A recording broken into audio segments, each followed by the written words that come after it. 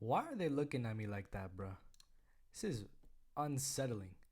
I don't like this. It's like they know all my secrets. Like they're looking into my soul. They just know everything. They know everything that like I've done, said, thought of, imagined. So you know what? I'm gonna scroll down. That's just a bit too much for me. But anyways, welcome back to the channel. I'm here to talk to you all about why I love UFC matchmaking because these motherfuckers don't miss. They don't miss. They do not miss. Especially in the bantamweight division. It's always so good. These fights that they make. These March fights that they got for bantamweights. Ooh, they're good. Oh my god, they're good. Both of them. Main event fights. We just got one announced just now. Like main event for pay-per-view in May. Newark, New Jersey. Man, a lot of big bantamweight fights. A lot of everybody's booked. We've said this. People have talked about this before. Everybody in bantamweight is booked or has been booked. You know, people talk about like Umar Nurmagomedov and like Dominic Cruz and Sean O'Malley being the only ones that like haven't been booked, but people forget Umar was booked in January, so he's already been booked this year. He's gonna fight probably in a couple months. He's not gonna fight like right away. You know, it's a bit short time. Even if he did get a quick knockout and not didn't take a lot of damage. But you know the guys who really aren't booked are Sean O'Malley and Dominic Cruz, and I don't think they're gonna fight each other. I don't think that's gonna happen. Dominic Cruz versus Davis Figueiredo is one that people are talking about. Anyways, this is not about them. It's not about the bantamweight division. This is about the number 2 and the number 3 bantamweights right now. These guys, man. Let me tell you why I love this fight. Piotr Jan, right? A lot of people love Piotr Jan. A lot of people love him. Some people even love him a bit too much. I think it's a bit concerning. Some of you know what I'm talking about. Some of you don't.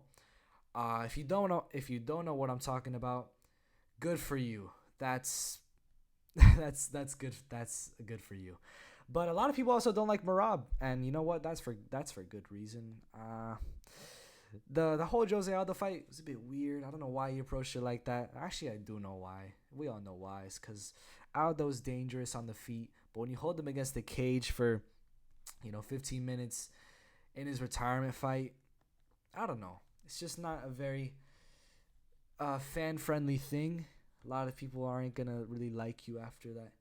It's not the most fan winning performance in my opinion, especially in that scenario. Like if you had fought anyone else and did that to anyone else, he would not have gotten as much hate as he did get. But he did it against Jose Aldo in his last fight. That's the fight he retired from, but it's okay. Aldo's in the Hall of Fame now, so I guess it all worked out. Maybe I don't know, but um, yeah, pretty much. That's not why I love this fight. That's why a lot of people are looking at this fight. That's what I just explained. Everybody likes Piotr Jan, including myself. I think he's cool. Everybody dislikes Marab, which I don't really like him that much. I wouldn't say I really dislike him, but I definitely don't like him. If that makes sense. People love Jan. People dislike Marab. Now, that's number one. That's why everybody else watching this fight. Let me tell you why I love this fight and what's gotta happen in this fight, what I already see happening, and why I love it. That's why I love it. First of all, Piotr Jan, he's fought Aljamain Sterling 2 times. Now he's also lost to Aljamain Sterling 2 times. If you ask a Piotr Jan fan, they'll say Piotr Jan beat Aljamain Sterling 2 times. Pretty much in the first fight. You guys all already know. Let me just catch you up. Just repeat it. In the first fight, Piotr Jan was winning the fight clearly, but then he landed an illegal knee. It was bad enough to the point that Aljamain Sterling could not continue the fight. It was for a championship title, and since Piotr Jan got disqualified, he lost the title, and the title was given to Aljamain Sterling. Now, a lot of time passes. Aljamain Sterling holds up the title rematch because he had a neck surgery. There was a lot of, a neck surgery sounds very severe, and it is. He needed that time off. Piotr Jan in that time fought Corey Sanhagen, won that fight clearly, displayed some nice striking. It's a very nice fight. It's a free fight right now. If you don't got ESPN Plus, go watch it. It's free. It's on the YouTube channel of the UFC. It's a very nice fight. It's very nice to watch. And that fight happens. He wins the interim championship title, and then they fight. I have it. I have the poster here actually. April 9th on Saturday, co-main event of Volkanovski versus Korean Zombie, UFC 273. They fight, and it's a close split decision win for Aljamain Sterling. And a lot of people think Petr Yan should have won that fight. But the decision is the decision. It is what it is, and it happened. So now he goes on to fight Sean O'Malley, and something similar happens. He loses a controversial split decision that a lot of people think he should have won. Now, the Sean O'Malley fight is not very important to why I love this fight. Why I love this fight is, look at MERAB, a guy who a lot of people dislike, a guy who a lot of people wouldn't mind to see lose, especially since he's on such a big winning streak, which that guy's on a big winning streak, by the way. It's like 8-fight winning streak. It's crazy. It doesn't say it here, but yeah, man. That guy's a monster. But pretty much, the thing with this fight is MERAB DVALISHVILI is a very close friend of Aljamain Sterling. MERAB and Aljamain, you'll see them together everywhere. Whether it's, training, out in public, they're usually together. They're usually filming stuff together. If they're going to an event, they're together. If they're going to any place, the pool, they're together. If they're interviews, UFC PI, lunch, whatever it may be, most of the time, they're together. They're very close. They're very good friends.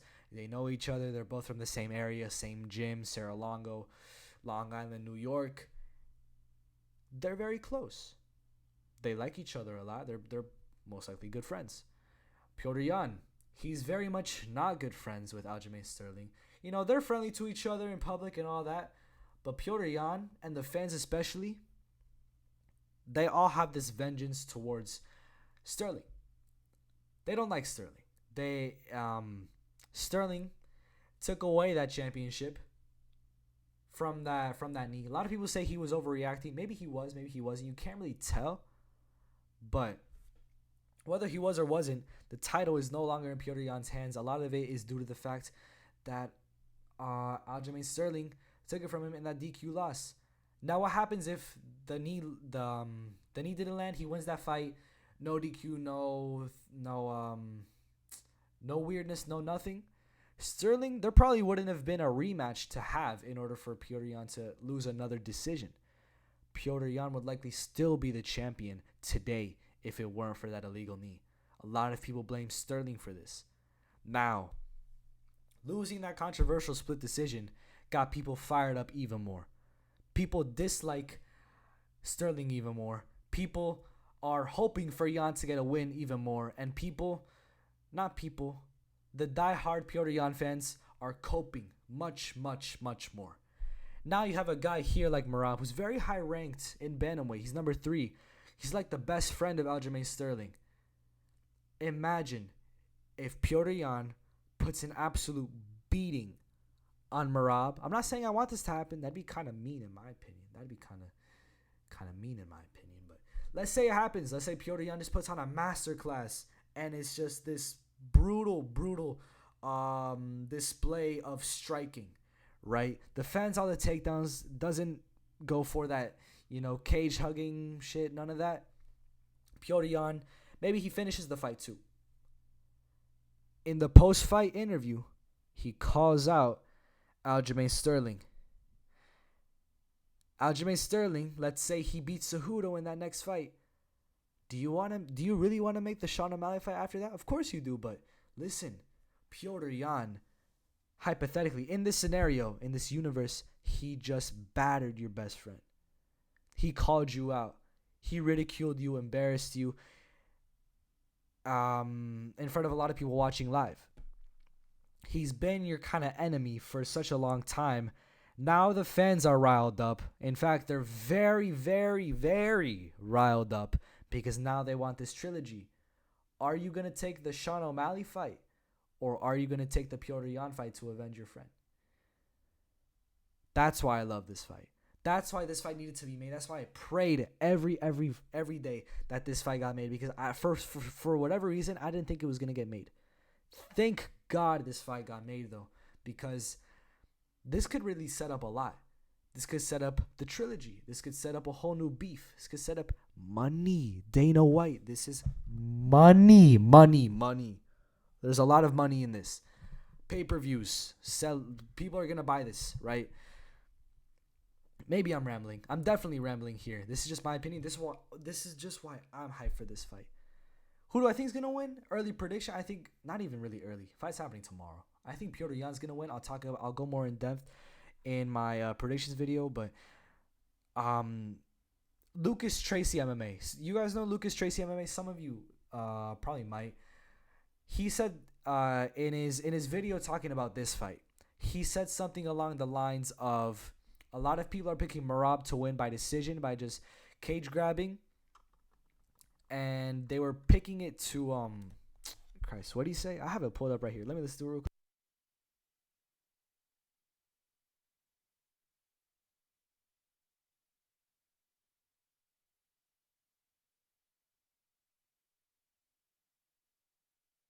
Yeah. So he said something along the lines of like, a lot of people are picking MERAB because they don't want to be disappointed, and I definitely get that, for sure, 100%. I get that. I've done picks in my past where I picked the wrong guy on purpose. The guy I was rooting against, the guy I was rooting for, the other guy, I picked that one, just so that I wouldn't get disappointed. And in case the guy lost, you know, Lucas Tracy MMA pretty much said that a lot of people are picking MERAB to win, to not get disappointed. And if MERAB does end up winning, then it is a hot take kind of win, underdog win, because he is the underdog. He is the sizable underdog. So it is a hot take, correct pick that they would get. And if he loses, then they're just happy to see Petr Yan win. And I agree with him 100%. I do think that's what a lot of people would do in this scenario. I've done it for sure in the past. Listen, if you go online, a lot of people are genuinely picking MERAB to win. At least that's what they're displaying online. I think on the inside, a lot of them want Petr Yan to win. I don't think there's anybody that genuinely wants MERAB to win this fight, because where do you go from there? MERAB wins the fight, then what? You lose Petr Yan, and then MERAB moves up in the rankings, and he's not even going to fight for the title most likely, because, Sterling's his friend. Unless Cejudo wins, then you can make something out of it. But that's just ifs, right? Petr Yan needs this win because he is so good. He is an incredible striker, incredible fighter, so fun to watch fight. And I think if he does lose this fight, I don't think he's coming back to the UFC. Not that he's getting cut. I think he himself will leave.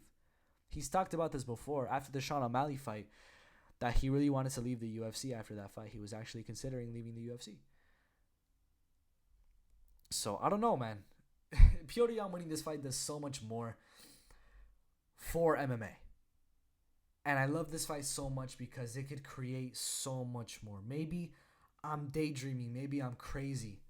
But maybe I'm right. And if I'm right, it don't even matter if I'm right. If I'm right, y'all will see all the trash talk, all the action. It will all display itself. Bantamweight will be more exciting than ever. And you didn't think that was possible. You didn't think it could be more exciting than it is right now. It can be, bro. It all starts with Petr Yan winning this fight, calling out Aljamain, and possibly making that trilogy if he beats Henry Cejudo. That's why I love this fight. It's because it could set up so much more for the future of bantamweight.